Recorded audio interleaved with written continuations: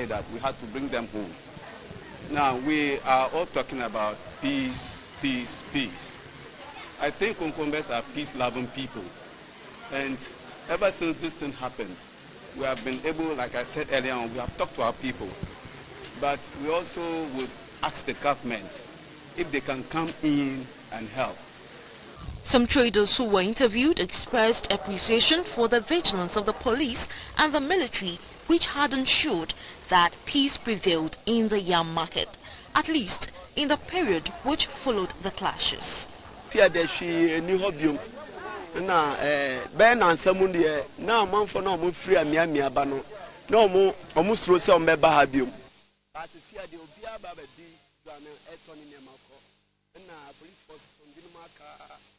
Now no from this affecting market no tokwane chino I gwane ba ni sa no ese bibia ye din dia ma nto bia eguso eye de eye na adwuma ye nti asembo ni bia e wa chire. The Regional Minister, Mr. Salifu Said, accompanied by the Northern Regional Security Council, have visited the Saegu community near Nankmaduru. Last Sunday, 5 persons, including the chief of the community, were killed in communal clashes. The team, led by the Upper East Regional Minister, Mr. Salifu Said, first called on the elders of the community and extended their condolence to them upon the loss of 5 people.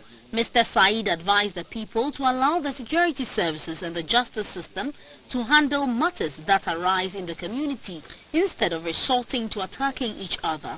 The Northern Regional Police Commander, ACP Asiedu Sapong, assured the people of maximum protection. He said investigations are ongoing to identify the perpetrators and bring them to book. An elder of Seigu, Kolon Kombian, expressed worry that the conflict has dragged on for such a long time. He appealed to government to help bring lasting peace in the community.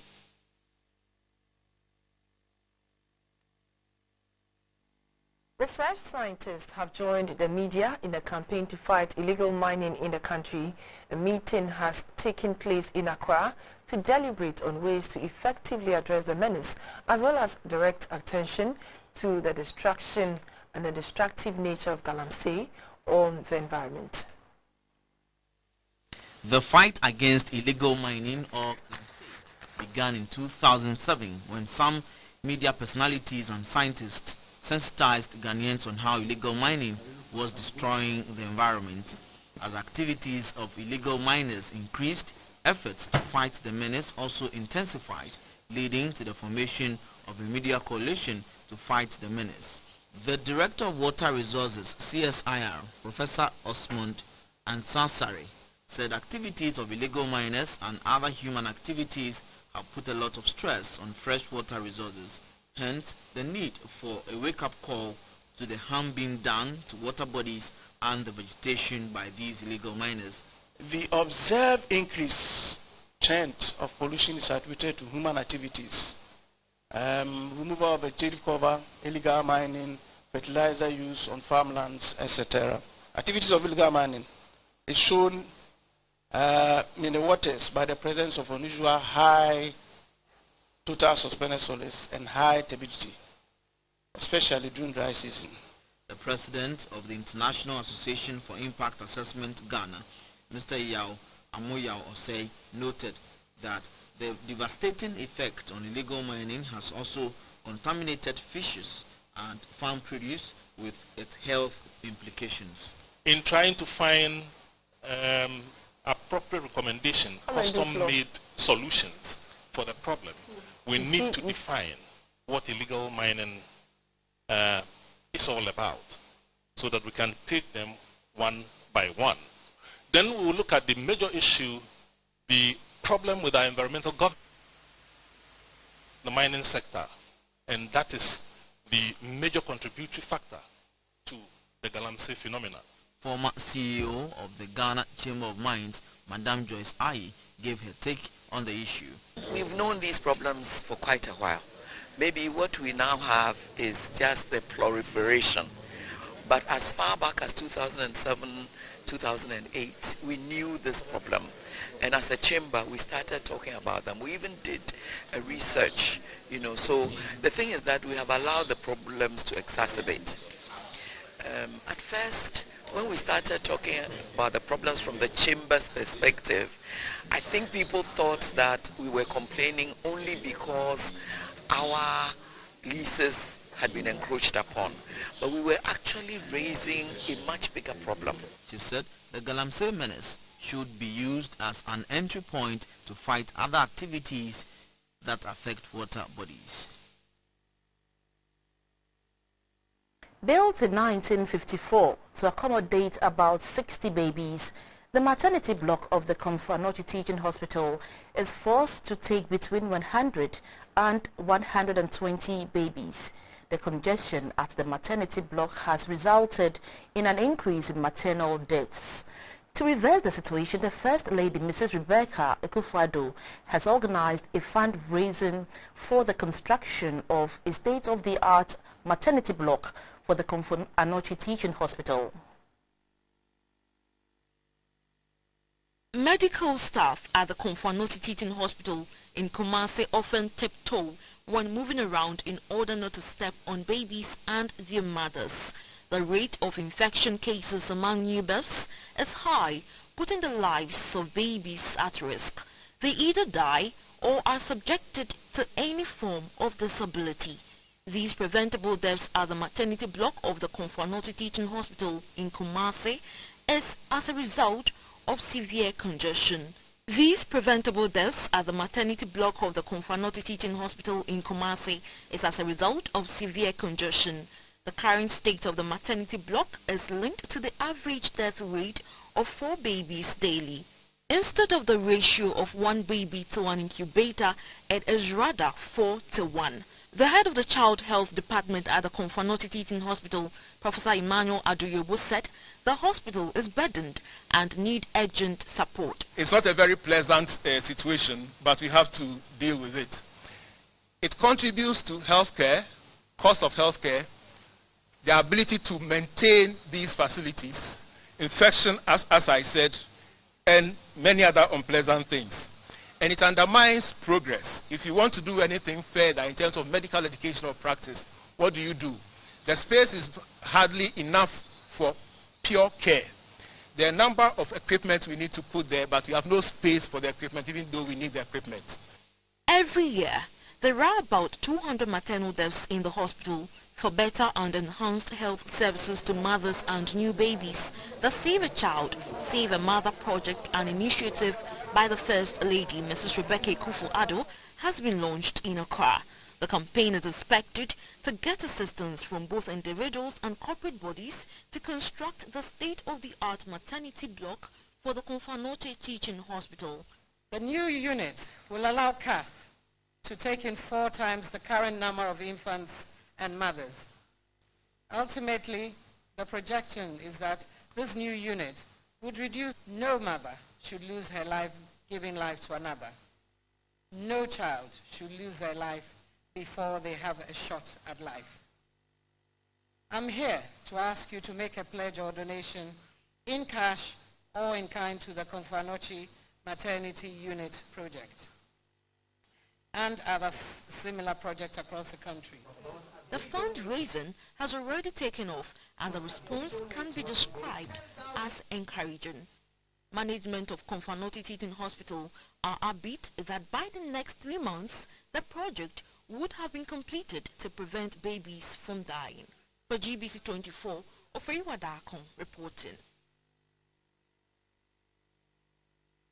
Members of 2 branches of the Lions Club, Supreme Lions Club in Tema and Diamond Lions Club of Accra, have paid their TV license fees. The 2 groups met with the TV license collection team at GBC and made their payment. The Acting Director of Finance, Reverend Ebenezer Butchie, commended the club for helping GBC to deliver on its mandate. The Lions Club, which has existed for 100 years, believes in extending a helping hand to the less privileged in society. Though it specializes in eye care, it also supports institutions to be able to carry out their duties to the public. Hence their decision to visit GBC and pay TV license fees. Members of the Supreme Lions Club in Tema and those of the Diamond Lions Club in Accra met with the TV license collection team at GBC. The Acting Director of Finance, Reverend Ebenezer Butchie, stressed the need for all to pay TV license. For some time, resources has been a problem for GBC, especially the payment of electricity is a big issue. Having to also replace some of our key equipment are key issues. That's why Parliament also have given ears to our call to give us this privilege to collect TV license to fund the work we are doing. If we show you our finances and then probably the areas you cover, you'll be marveled. And we are grateful for your coming. We are very, very grateful. It is only love that can draw you here to pay your TV license. So on behalf of the board, on behalf of the DG and management, the staff of GBC, I want to say a very big thank you. The presidents of the two branches of the club observed that their mandate seemed to tie in with that of GBC. We basically want to help and make our community a better place for all of us to live in. That's why we are here today. That's what we are doing. We see it as also going to help you, GBC, to educate our people so that they can improve their conditions. Currently, we are going to celebrate our 100 year of existence in Chicago come June. We want to come as a front to encourage Ghanaians to pay their TV licenses and also create awareness around. Per the TV License Act, there are 3 types of licenses: domestic license for households and individual users of TV sets, commercial license for entities using TV sets, and dealers licenses for businesses selling or hiring TV receiving equipment and for repairers of TV receiving sets.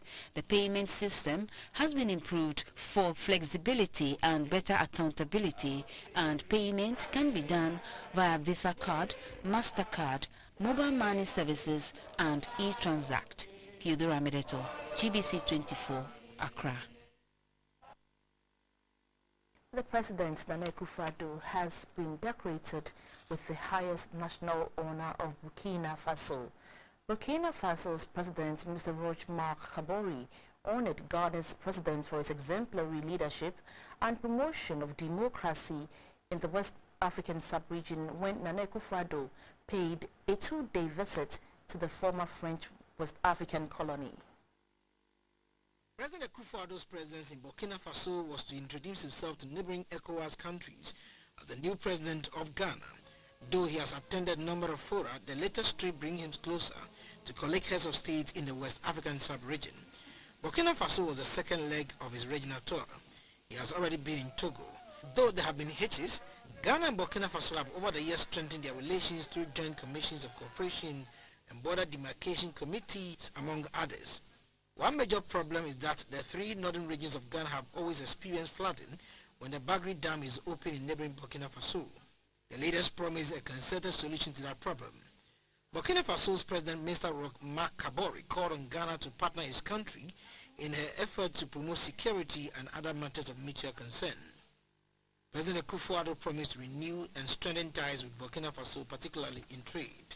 The people of Burkina Faso and the people of Ghana can work to arrive at that greater African and West African dream of prosperity and dignity, which is our calling. I believe sincerely that there are great prospects ahead in the future for both of our countries, and cooperation of the sort that we have been parties to these last 2 days, and establishing the conditions for regional projects such as the Accra-Ouagadougou Railway Project, a rail project that is particularly dear to my heart, will enhance our ability to reach this goal of prosperity for our people. The time has come for all of us to put our energies together to create that more prosperous, brighter Africa, which has been at the heart of our undertakings.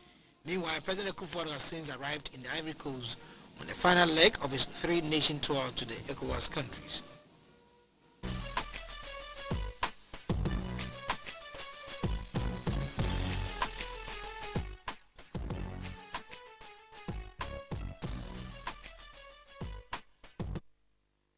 Still news live on GBC24. We talk business, brought to you by NIB and Ernest Chemist. My name is Morris Ugbete. Now, transit truck drivers from Burkina Faso and Niger at the Tama port say maintenance works underway on the Yape bridge will compel them to spend more hours in Ghana, and that will have an effect on their operations. They were, however, quick to add that repairs on the bridge will in the long term make their movement to the Tama port easier, and they have appealed to the Ghana Highway Authority to complete works on time. The bridge unit of the Ghana Highway Authority announced that the Yape Steel Bridge that links northern and southern Ghana will be closed to traffic from Wednesday, May 3, 2017 to June 1, 2017 for maintenance works to be carried out. Traffic on the bridge would be closed from 6 p.m. to 6 a.m. each day and opened to traffic from 6 a.m. to 6 p.m. The 240-meter steel bridge on the White Volta, which links Tamale to Kintampo, is the only route that links the north to the south, as well as to the Sahelian neighbors such as Burkina Faso, Mali and Niger. Transit truck drivers who cart large volumes of goods from the Tema port to the northern part of the country and beyond say the closure of the Yape bridge will slow down their business. It's going to affect us because we need more security to gather the vehicle, because the vehicle go reach there, some go reach there morning time. They have to wait by evening time. Before evening time, you can get about 80 to 100 cars along the long of the road. So if we don't have any security editing, we are going to get more accident and editing, because you know the long vehicle, if the 10 or 20 park at the same line and other cars is coming, if we don't have any security, we are going to get more problems. The three landlocked countries are significant transit trade partners of Ghana. Total transit volume for the three landlocked countries in 2016 stood at 695,000 metric tons. According to the truck drivers, there is a need to intensify security as they will be spending the night along the bridge.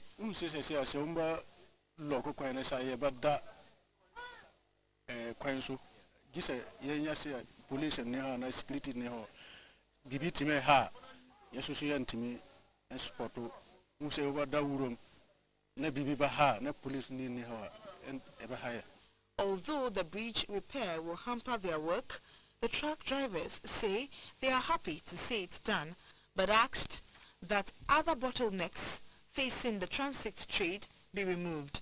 Bridge in the ampa I say you cry a fruit said yes jisim kim no ya na esuro nti so anyame aboa say boy ayedia yentimi si kwan nti e ba ha ekura say mini police for no a omo so wantua omo wonko wugina ho na ka bia betua no mama ka na abese ko wugina ho na ka bia betua na ya maka na abese ko but yenyina so say Ghana de enim say sa de no eno nko na haye.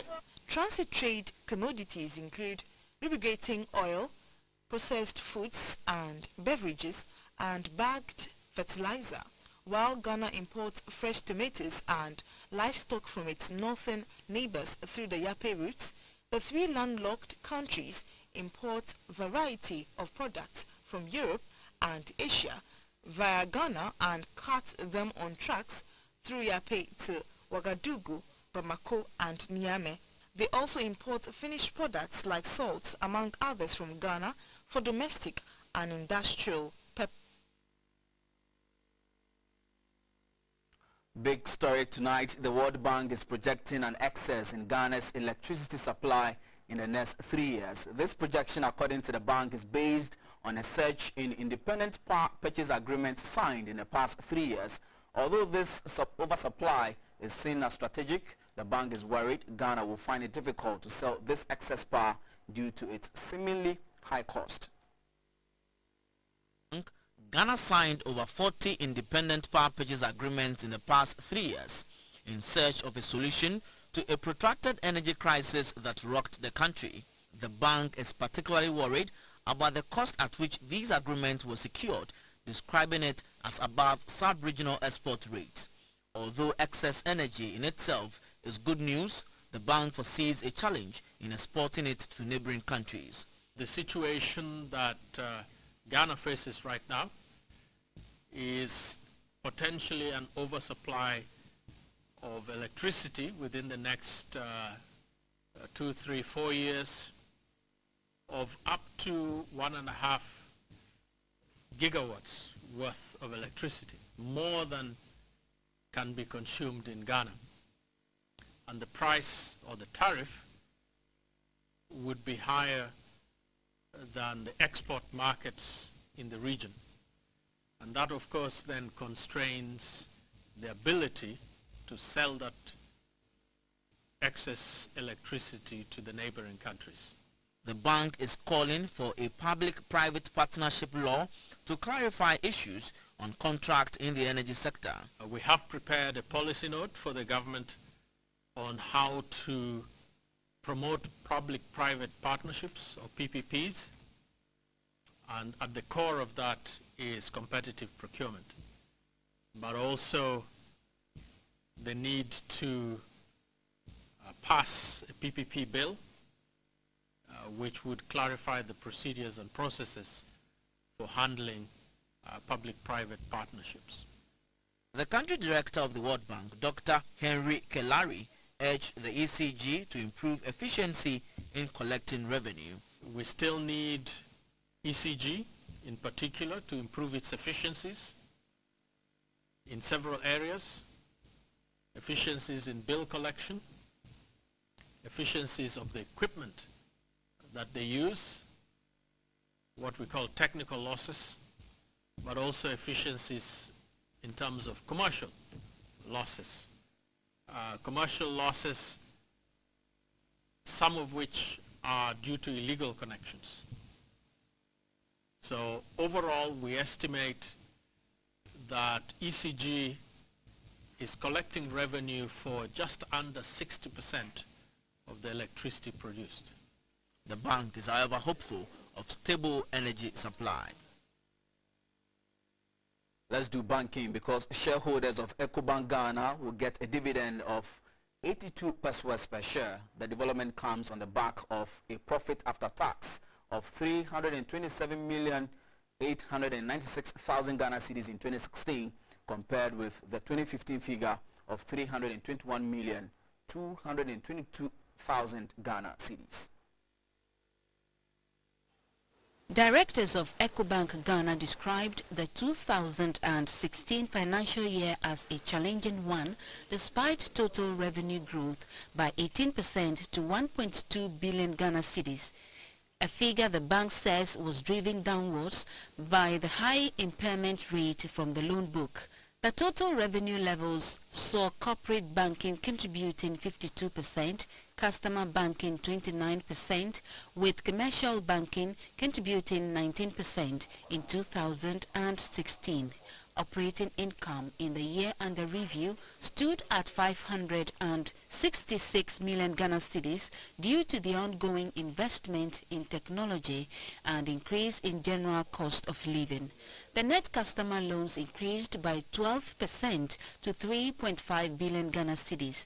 The directors of EcoBank say this was influenced by the decision to slow down the growth of the loan book in 2016 to enable them recover some of the non-performing loans in the bank.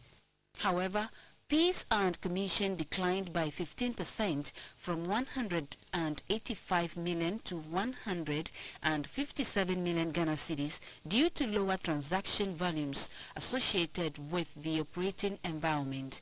The board chair of EcoBank Ghana, Mr. Terence Ronald Daku, said now the focus is on reducing the non-performing loans in the bank's books. Profit before tax amounted to 462.7 million Ghana cedis and was driven downwards by increased loan book impairments. Impairment charges were up 54% from 116 million Ghana cedis to 179 million Ghana cedis. Despite what the directors of EcoBank described as challenging, the bank declared a dividend. The board has proposed a dividend of 82 Ghana pesos per share. The dividend payment will represent a payout ratio of 99% after transfers to regulatory and statutory reserves. We have consistently remained amongst the highest performers in terms of return on equity in the financial industry. The bank was, however, optimistic that with the economic projections of the country in 2017, things will turn around to enable it improve upon its performance. Let's go to the interbank market, where the Ghana cedi maintained its strength to the pound sterling to close trading 5 cedis 41 pesos. It appreciated 0.2 pesos to the US dollar to sell at 4 cedis 19 pesos. It, however, dropped 0.1 pesos to the euro to trade at 4 cedis 58 pesos.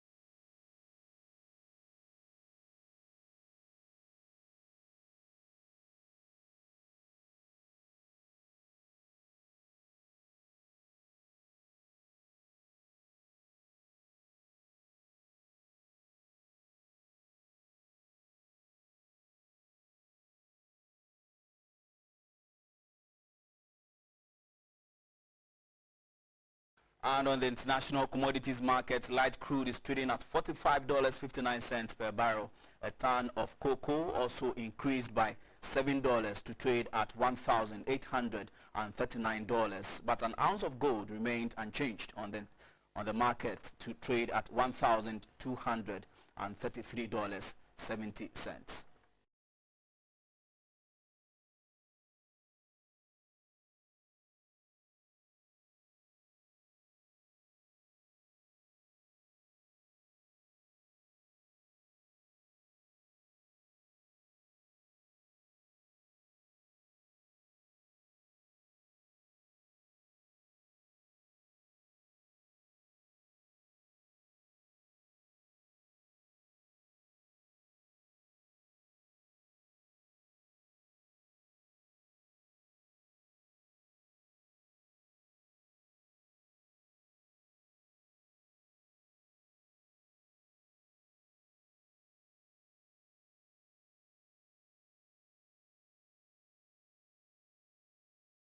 That was business brought to you by NIB and Ernest Chemist. Enjoy your weekend.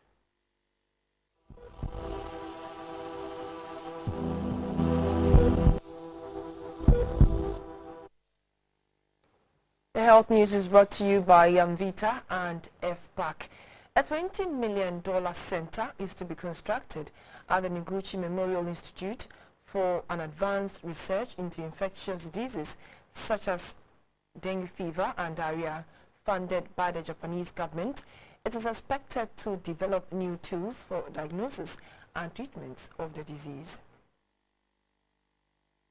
Antimicrobial resistance happens when medicines to battle microorganisms like bacteria, fungi, viruses, and parasites become ineffective and infections persist in the body, increasing the risk of infections to others. This has dire consequences on the socio-economic well-being of the citizens.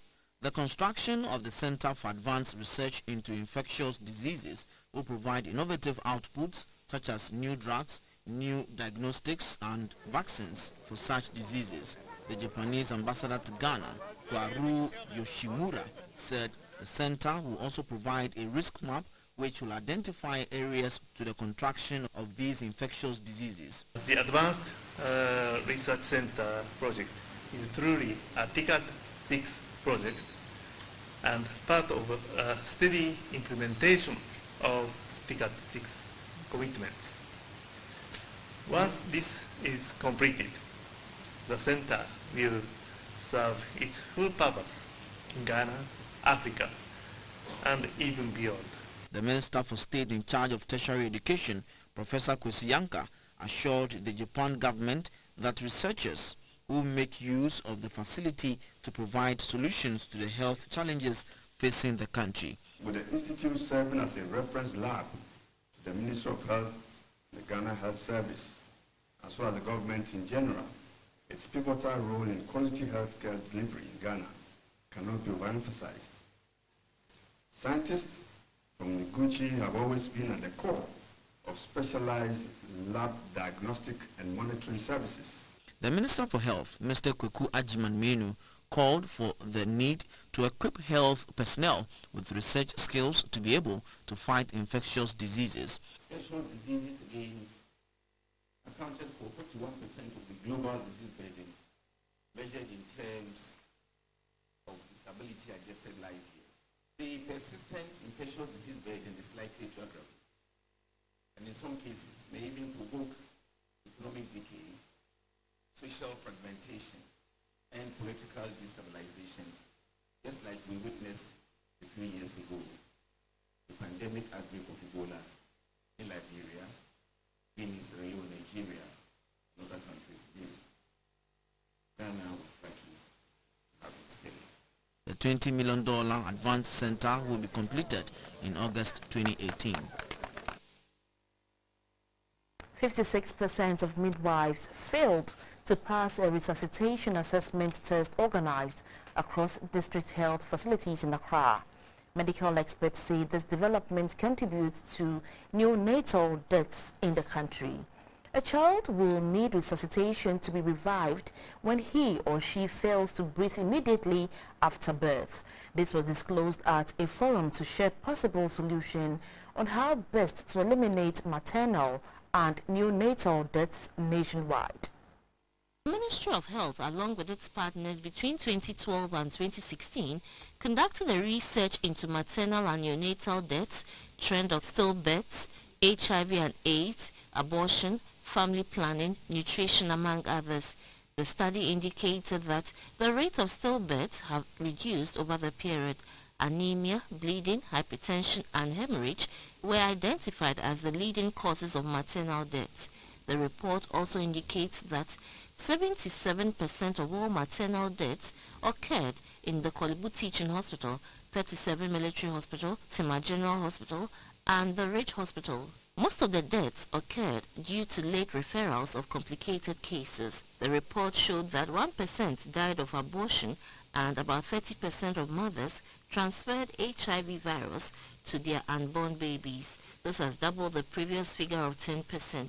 The Ladade Kutupon director of the Ghana Health Service, Dr. Vero Pata, says the trend can be managed if the virus are detected early in the mothers. She advised mothers to check for the virus at least 3 times before birth. Commenting on the midwives who failed to pass the resuscitation test, the Greater Accra Regional Director of Health, Dr. Linda Van Otu, said what midwives lacked was enough exposure.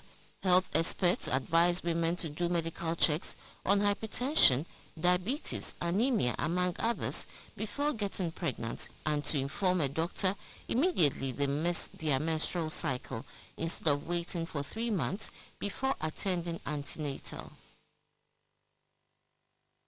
And that's it for health, brought to you Kindness, FPAC and Yamvita.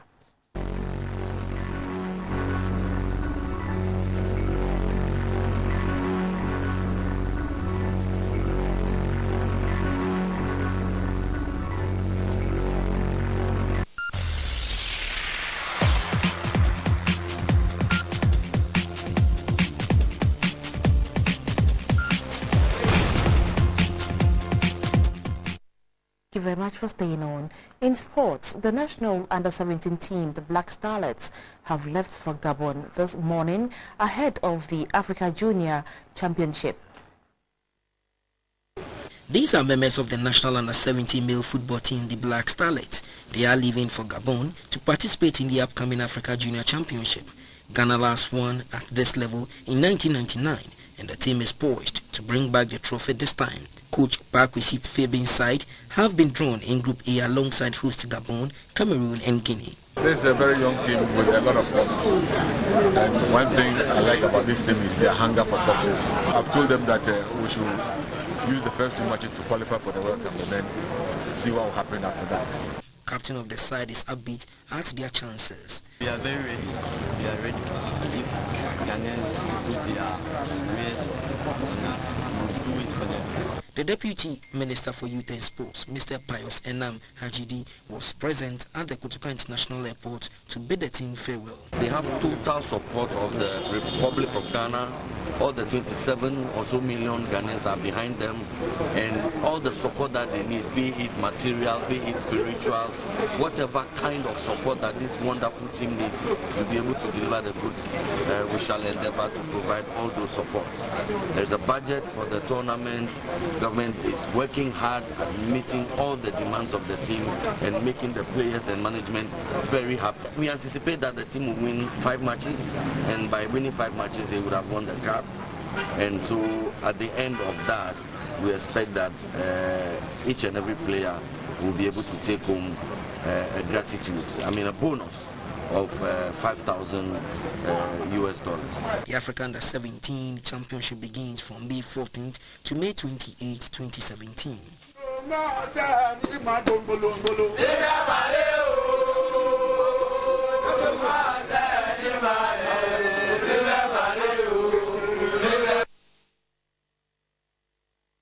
The National Women's Football League enters Match Day 2 this weekend. Here are the fixtures at the Southern Zone. Holy Royals versus Hazakes Ladies, Dansoman Immigration Ladies versus Sea Lions, Cape Coast Lady Strikers versus Samira Ladies, Upper East Park Soccer Intellectuals versus Police Ladies. In the Northern Zone, Wesley College Fabulous Ladies versus Prisons Ladies, Prempeh College Kumasi Academy versus Northern Ladies, Batco Park Leport Ladies versus Real Upper Ladies, and Ohenia Mayor Park and Pimdakoa versus Ashtown Ladies.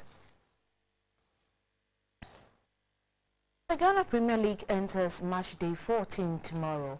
Here are the parents in Wawa All Stars versus Bichem United. In Doma, Aduana Stars versus Brekum Chelsea. Here in Accra, Great Olympics will lock horns with Kotoko. Dansoma, Liberty versus Tema Youth.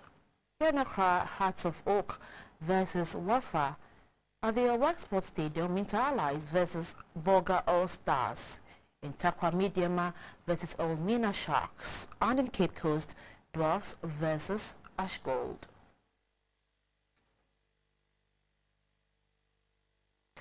A multi-purpose sports arena has been commissioned at the Dunkau Onofin Nursing and Midwifery Training College.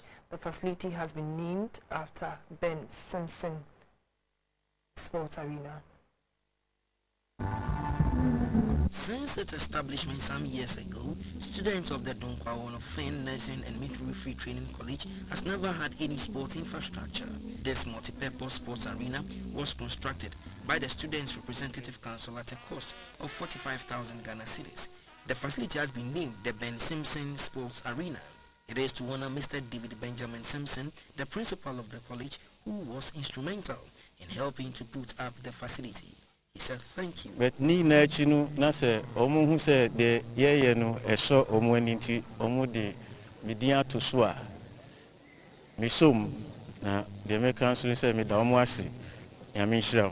The president of the Student Representative Council, Gesta Obriyebua Benjamin, was happy at the commissioning. The main motive for coming out with this sports arena is to help in recreational activities. This is to say, in this particular institution, students study to go out and become professional nurses. Therefore, we saw it that the council decided to have this arena so that students, after learning, going through all this stress, they can come here, have full of fun, and also to release stresses. As part of that, we also decided to have this sports arena to help us generate funds into the SRC account. This is to say that people outside can come hire this place to do most activities like refreshments, quiz competition, any athletes or sports activities can also be done here so that this purpose can be meant for its success. There was a special exhibition volleyball match to officially open the facility for use by the students.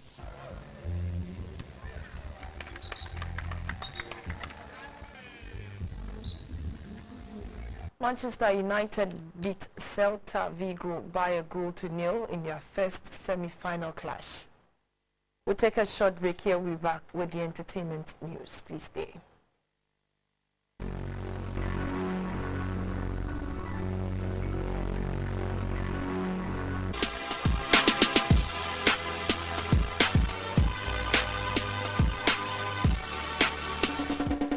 Segment, a sound engineer and musician, Ephraim says being a sound engineer is a good profession but unprofitable in Ghana. According to him, most musicians feel reluctant to portions of the royalties from that requires details of the sound engineer. Ephraim was speaking on our showbiz segment on GBC24. As an artist, you know, way back in school where you have to run away from school, go get your demo recorded and then come and perform entertainment Saturday, you know, see that kind of thing. Yeah, so it was during that time this whole thing started. I went to the studio to play, to record my song, and then there were two sound engineers there. One makes the drums, and the other can put the keyboard works on. Okay. So I was there when the one who makes the drum was there.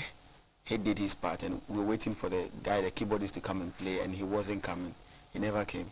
So, and as then I knew how to play keyboard, so I spoke to the guy, Charlie, I can play something small. So, and then we tried it, and then it worked. I wake up very early, depending on what comes through the mind as at a particular time. Sometimes I could get some rhythm kicking me up in the, maybe at dawn around 3 a.m. And then, you know, my studio just in front of my house. I just have to move quickly and go put it down before it gets lost. I've worked with Sack, Opanka, D Crime, Stage A. Let me see, every time artist, the R2Bs, every time artist. Yeah, we'll come to Accra. I've done Pat Thomas. Oh, wow. Yeah, Ambule. Ben Braku. Obrafo. Yeah, like I've heard most of worked with a lot of artists. Ephraim has come up with a new music video, Broken Heart.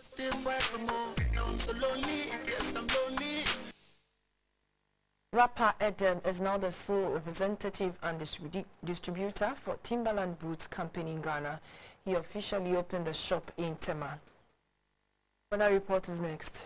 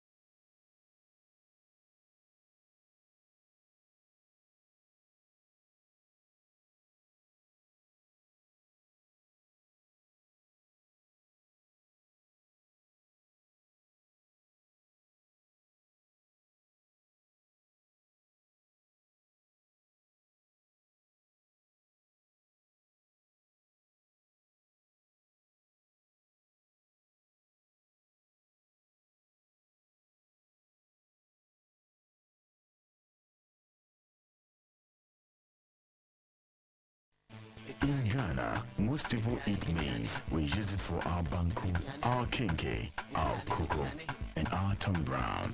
Some of us buy the corn from the market, and some use our maize flour to produce bread.